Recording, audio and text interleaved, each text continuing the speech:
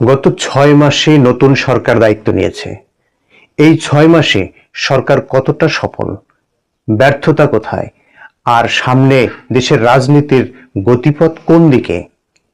একদিকে সরকার বলছে সংস্কার, মানবাধিকার ও রাষ্ট্র পরিচালনায় নতুন ধারা প্রতিষ্ঠার চেষ্টা চলছে। অন্যদিকে বিরোধী পক্ষের অভিযোগ, প্রায় ১৮০ দিনে সরকার জনগণের প্রত্যাশা পূরণ করতে ব্যর্থ হয়েছে।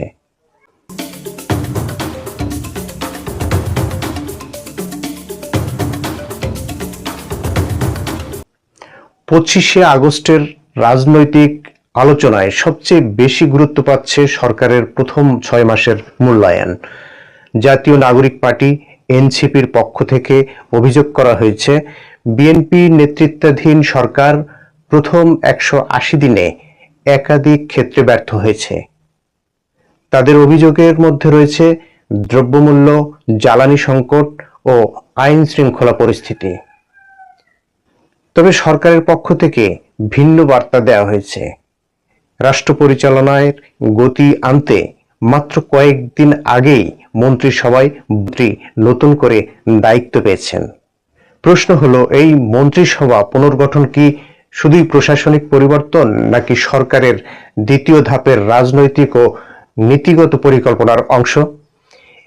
এদিকে স্থানীয় সরকার নির্বাচন নিয়েও নতুন আলোচনা শুরু হয়েছে। সরকারের পক্ষ থেকে বলা হচ্ছে, চলতি অর্থবছরের মধ্যেই ৫ ধরনের স্থানীয় সরকার নির্বাচন আয়োজনের পরিকল্পনা রয়েছে। তবে নির্বাচনের নির্দিষ্ট তারিখ ও তফসিল ঘোষণা নির্বাচন কমিশন নির্ধারণ করবে। আরেকটি গুরুত্বপূর্ণ বিষয় হলো রাজনৈতিক প্রতিহিংসা।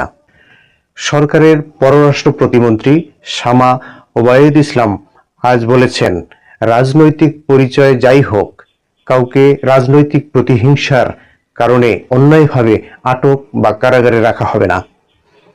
সরকার যথাযথ আইনি প্রক্রিয়া ও মৌলিক অধিকার নিশ্চিত করার প্রতিশ্রুতিও দিয়েছে।